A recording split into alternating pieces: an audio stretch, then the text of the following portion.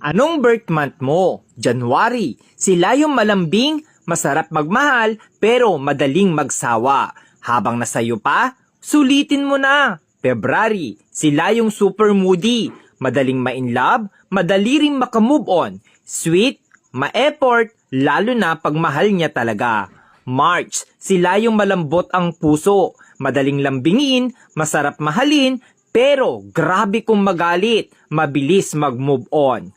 April, sila yung grabe magmahal, todo bigay, todo effort, tahimik pero mainitin ang ulo. Mahilig tumingin sa iba pero ikaw lang mahal niya. May, madaling mainis pero mabilis pasayahin. Maliit na effort mo, natutuwa na. Palaging may love life pero palaging niloloko.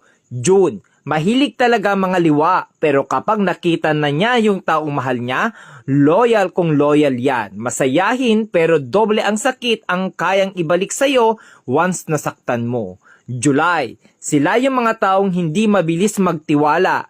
Handang masaktan, mapasaya ka lang. Slowly, iyakin, emotional, mahilig magtampo. August, joker, abnormal, pero may tinatagong problema. Masarap kasama, masayahin, hindi showy, sakto lang magmahal. September, stick to one, loyal pero madalas lokohin kaya matigas ang puso. Masarap maglambing, mabait pero demonyo magalit. October, pag pinakita mong sa kanya ka lang at sayo lang din siya, pero pag niloko mo, mas maloko yan sayo. Mapang-asar pero siya yung napipikon. November, hindi mabilis magka-move on sa isang bagay. Marupok, madamdamin, umiiyak ng patago pero kakayanin. December, malibog, joker, mabait, loyal, di ka iiwan, sila rin yung ipaglalabang ka. Hindi sa kanila uso ang salitang suko na.